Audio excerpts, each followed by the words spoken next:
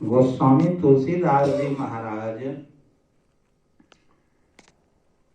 कहते हैं कि यह तन मंदिर को हम लोगों ने अपवित्र कर दिया। कैसे कैसे इसमें गंदगी लगी है उसी का वर्णन हम लोग विनय पत्रिका से सुन रहे थे अभी। काम क्रोध लोभ मद मत्सर्य, यह 6 दुश्मन 6 रिपु इसको कहते हैं, 60 रिपु हमारे शरीर में है। और मोह उसका सेनापति है, 5 उसका असिस्टेंट है, और सबका निगरानी किस पर है? मोह निगरानी करता है सबको। उसी को हम लोग सुने, मोह जनित मल लाग बहुविध। हमारे शरीर में मोह, उसका जो 5 असिस्टेंट है, काम क्रोध लोभ मद मत्सर्य, सब के कारण हम लोग शरीर को गंदा किए। उसी शरीर की जब तक सफाई नहीं होगी तब तक सूचे भाड़े साचो समावे नहीं हो सकता। तो कैसे कैसे हम लोग जो है गंदा करते हैं, खूब आराम से हम लोग इसको गंदा कर रहे हैं।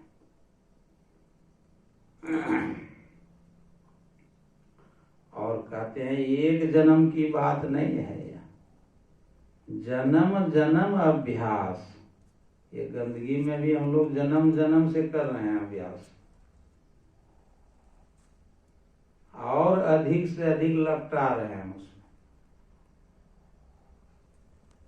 कितना झंझट में फंसे हैं सो देखिए। कहते ऐसे यह जो है गंदगी जाने वाला नहीं है, कोटियों जतन न जाए, 1-2 नहीं, अगर करोड़ों जतन कीजिएगा उपाय कीजिएगा तो नहीं जाएगा, जब तक कि इन सबको छोड़ नहीं। क्या क्या बात हुई है तो देखिए। नयन मलिन पर नारी ने रखी, दूसरे की पत्नी को, लड़की को, बच्चे को देखने से यह आंख हम लोगों का गंदा हो गया है। पुरुष के लिए पर नारी और स्त्री के लिए पर पुरुष, दोनों समझ लेना है। तो यह हम लोग गंदा कर लिए। पूज्य संत सेवी जी महाराज चलते थे तो 4 फीट देखते थे, खड़ा होने के बाद 4 फीट ही ऐसे देखेंगे तब ना दूसरे का मुख दिखाई पड़ेगा। 4 फीट देखते थे। हम लोग तो आराम से ऊपर तक देख लेते हैं, तो गंदगी में फंसे हुए हैं। दूसरा गंदा हुआ मन। ये 5 ज्ञानेंद्रिय है, 5 विषय सबका है ना, आज देख रहे हैं, उससे हम मन को विषय वासना में लगा करके गंदा कर लिए। हृदय कैसे मलिन हो गया, गंदा हो गया? तो वासना से 1, मान से 2 और मद से 3 चीज लगा इसमें। एक तो वासनात्मक शक्ति लगी है, जो कि हर तरह की वासना, मन की जैसी कामना, काम कावे, तो जितनी भी कामनाएं हैं सब वासना के रूप में लग रहा है। ऐसा मत सोचिए कि वह छूट रहा है। राजा भरत जो हुए, एक तो खाली क्या देखे थे? हिरण का बच्चा देख लिए और वही बस गया ना। तो हम लोग कितना कितना देख रहे हैं। मान इज्जत भी हम लोग चाहते हैं, सत्संगों में जाएंगे तो वह मान इज्जत चाहेंगे ना, मान मर्यादा सब, ये सब भी चाहेंगे। घमंड भी है भरा हुआ, मद कितना लगा हुआ है कीचड़, सोचिए। ये जल्दी साफ होगा, जब तक ये सबको हटावेंगे नहीं तब तक यह साफ नहीं होगा। इसीलिए जीव सहज सुख त्यागे। सहज सुख क्या है? परमात्मा और आत्मा दोनों एक ही न है, उसी का अंश, ईश्वर अंश जीव अविनाशी। ये कहाँ आकर के गिरा हुआ है? अंधकार मंडल में। अभी गुरु महाराज का हम लोग पदावली से सुन रहे थे, फिर अभी सुनेंगे उसको, है ना, कहाँ से कहाँ पड़े हुए हैं। बड़ी खुश हैं अनरिया में बहुत खुश है, कोई देख नहीं रहा है ना, चुपचाप अनरिया में पड़े हुए हैं हम लोग। सोचिए। और देखिए कान कैसे गंदा हुआ, पर निंदा सुनने से। बड़ा आराम से सुनते हैं, कोई निंदा उसका सुना रहा है, वैसे है वैसे है, खूब सुन रहे हैं। ये कान गंदा हो रहा है, पर निंदा नहीं सुनना चाहिए। सुन रहे हैं तो छोड़ देना चाहिए। वचन दोष पर गाए, जो बोल रहा है पर निंदा, वचन उसका गंदा हो रहा है। तो न पर निंदा करना है न सुनना। कोई कर रहा है तो उसके मत रहिए, हट जाइए। उसको तो मनाने से मानेगा नहीं, अगर हो तो एक बार बोल लीजिए, लेकिन हट जाइए, झंझट नहीं कीजिए, छोड़िए उसको। सब प्रकार इतने प्रकार से मल भार लाग निज नाथ चरण। कहते हैं गोस्वामी तुलसीदास जी महाराज कि हे प्रभु, हे श्री राम, इतने प्रकार से हमारे शरीर में सब अंग प्रत्यंग हम खुद बदमाशी करके लगा लिए, अपने न किए। तो वह वेद में कहता है, श्रुति में जो है उसको शुद्ध करने के लिए दिया है नियम। यहाँ तुलसीदास जी महाराज कहते हैं कि उधर वेद पुराण में भी नियम है कि शुद्ध कैसे होगा। तो व्रत कीजिए, उपवास, एकादशी व्रत, और क्या क्या करते हैं, दान कीजिए, ज्ञान का स्वाध्याय कीजिए, तप कीजिए, ये सब से होता है। लेकिन गोस्वामी तुलसीदास जी महाराज कहते हैं कि हमको उस सब पर विश्वास नहीं है। तो विश्वास किस पर है? राम चरण अनुराग निर्बिनु मल अति नाश न पावे। श्री राम के चरण पर अनुराग, भक्ति, प्रेम। और हम लोग गुरु महाराज से रोज क्या कहते हैं, अभी भी कहे, प्रेम भक्ति गुरु दीजिए, बिनवों कर जोड़ी। आज जहाँ विनती स्तुति खत्म हुआ सब भूल गए। रोज अपराह्नकालीन भी, रात्रिकालीन भी, नए अपराह्नकालीन घर में करते हैं तो रात्रिकालीन तो जरूर करते हैं। तो ये तो करते जरूर है, लेकिन देखिए कि हम लोग भूल जाते हैं। जब तक रामचरण अनुराग जल नहीं होगा, प्रेम भक्ति नहीं होगी, तब तक ये सारा मल नहीं जाएगा। इधर अनुराग होगा तो उधर छूटेगा, उधर से विराग हो जाए। एक तरफ अभी उधर अनुराग है तो इधर विराग है, छूटा हुआ है। ना सत्संग में जाएंगे, ना कुछ सुनने के लिए मिलेगा, है कि नहीं? जाएंगे ही नहीं। तो इधर से जब अनुराग हो जाएगा तो उधर छूटेगा। ये रामचरण अनुराग और जगह भी आया हुआ है।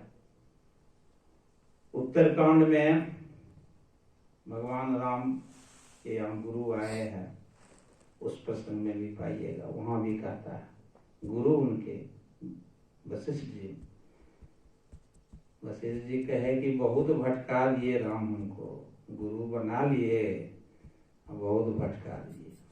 और जब जंगल से लौट के रावण का ये करके जब आए, एक सिंहासन पर गुरु महाराज उनको बैठाए, उसके बाद आए थे। आए तो सत्संग होगा, जहाँ गुरु आगन में, संत आगन में, वहाँ क्या होगा?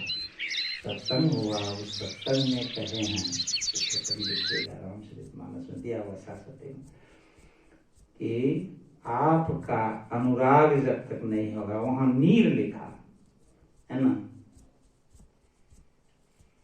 नीर मना भी जल। बहुत सा शब्द है जल के लिए, कोई शब्द का प्रयोग कीजिए।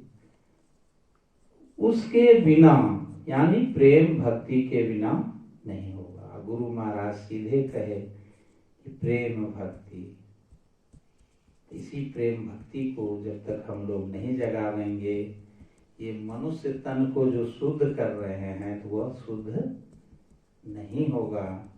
शुद्धि के लिए कुछ तो त्याग कीजिए, उस सबको छोड़िए, इधर आकर के जोड़िए इसको। अब देखिए गुरु महाराज क्या क्या कहे।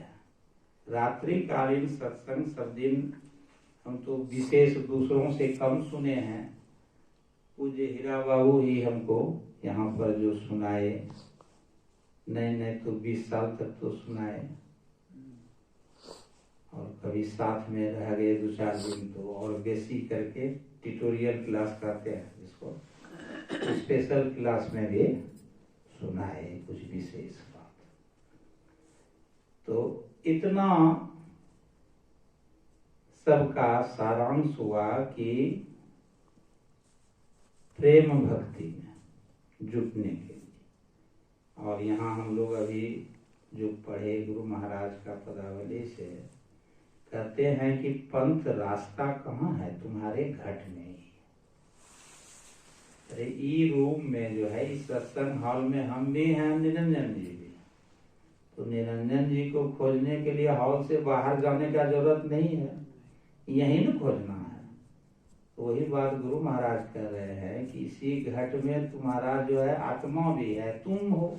आत्मा मतलब तुम, इठो तो हम लोग है नहीं, है ना। भगवान कृष्ण का श्रीमद् भागवत गीता देखिए 13 अध्याय में साफ ही क्षेत्र क्षेत्र का वर्णन आया है। तो हम लोग जो हैं तो शुद्ध क्या है, आत्मा। परमात्मा भी इसी में है। जब दोनों यहीं पर है तो खोजने के लिए बाहर कहाँ जाओगे, यहीं पर खोजो। यात्री भी यही है। तो गुरुमुख, जो गुरुमुख होगा, गुरु से दीक्षा जिसको मिलेगा वो तो घट में खोजेगा। और जो गुरुमुख हुआ ही नहीं तो बाहर खोजते रहेगा। और वहां पर जो है सामान है ये नहीं है, तो खोजते खोजते थक जाने से कुछ नहीं मिलेगा। हुआ क्या है, घटना क्या घटी कि हम लोग जो है कहां पर आकर गिर गए, तो तम प्रकाश और शब्द निशब्द की कोठरी। 4 ठो है, अंधकार का, प्रकाश का, शब्द का और निशब्द का। यही 4 कोठरी है। हम लोग कहाँ पर हैं, तम वाले में, अंधकार की कोठरी में हम लोग आ गए हैं। अब परमात्मा कहाँ है, निशब्द में। तो जाना होगा, रास्ता तो यहीं से मिलेगा जहाँ है। नदी में तैरते हैं तो पानी पाते हैं, तो पानी को तारते हैं, खींचते हैं, आगे बढ़ते हैं। एरोप्लेन ही चल रहा है तो क्या कर रहा है, कुछ तो काम देखते हैं, उसका पंखी उड़ रहा है, कर रहा है, हवा को ठेल रहा है, आगे भाग रहा है। भाप इंजन था तो भाप से जो है सही कर रहा, चला रहा है। उसी तरह से हम लोगों को यहाँ अंधकार मंडल से प्रकाश में जाने के लिए गुरु महाराज कहते हैं, नयन कमल तम मांझ से पंथ धारिये। यही तो है आंख में। हम लोग जागृत में वासा कहाँ पर है, आंख में। तो वहीं से चलना है, जो जहां है वहीं से चलना है। आप वहां बैठे हैं, कहीं जाने के लिए कहेंगे तो उस जगह से चलेगा, हमको बोलेगा तो हम इस जगह से चलेंगे, जो जहां पर है। तो मन तो वहीं पर है, आंख में, जागृत अवस्था में, तो वहीं से चलने की बात है। और वह क्या है, अंधकार मंडल में है। उसी अंधकार मंडल से हम लोगों को रास्ता मिलेगा, वहीं से चलना होगा। सुनी धुनी ज्योति निहारी के पंथ सिधारी। अब जो है सो आपको दृष्टियों की क्रिया करनी पड़ेगी। आगे वर्णन आया कि 5 नौबत, एक स्थूल मंडल, दूसरा है सूक्ष्म मंडल, तीसरा कारण, चौथा महाकारण, 5वां कैवल्य मंडल। प्रत्येक मंडल के बीच में केंद्र है और हर एक मंडल में शब्द होता है। ऐसा नहीं कि केवल सूक्ष्म में प्रवेश करेंगे तभी शब्द है। गुरु महाराज का पढ़िए, भाग 4 में आया हुआ है। यहाँ भी होता है शब्द। तो इस शब्द को जब पकड़ेंगे, स्थूल मंडल के शब्द को जब हम ध्यान साधना से पकड़ेंगे, तो सूक्ष्म मंडल के केंद्र में जो शब्द है वह उसको पकड़ा लेगा।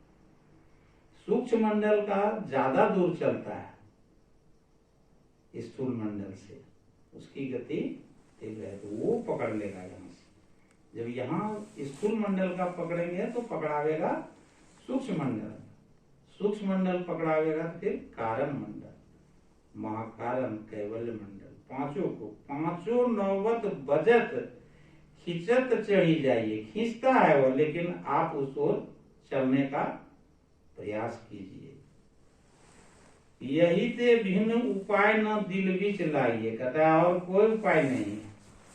जब तक इस शब्द मंडल को नहीं पकड़ेंगे तब तक कोई उपाय नहीं। लेकिन उसके पहले बहुत जगह चर्चा में इसमें क्या वचन है गुरु महाराज का भाग 4 में कि कभी कभी ऐसा भी हो सकता है कि आपको शब्द डायरेक्ट पकड़ा जाएगा स्थूल मंडल में ही, फिर दृष्टि योग नहीं करने से भी काम हो जाएगा।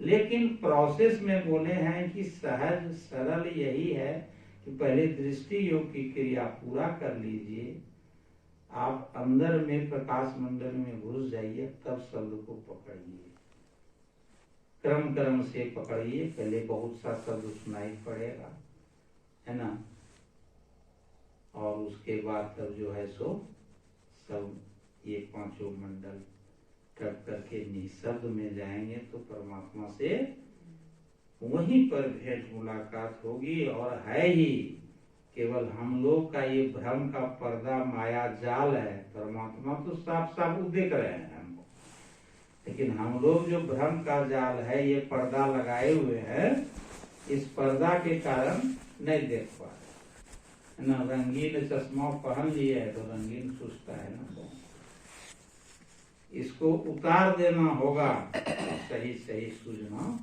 शुरू होगा। यही कहते हैं संतन कर भक्ति भेद अंतर पथ दारी। इसी पर संतन का जो है यह भेद है भक्ति का, इसको इस रास्ते पर आप चलना शुरू कीजिए, चलिए, और यही चल करके आप जो है सो परमात्मा से भेंट मुलाकात होगी।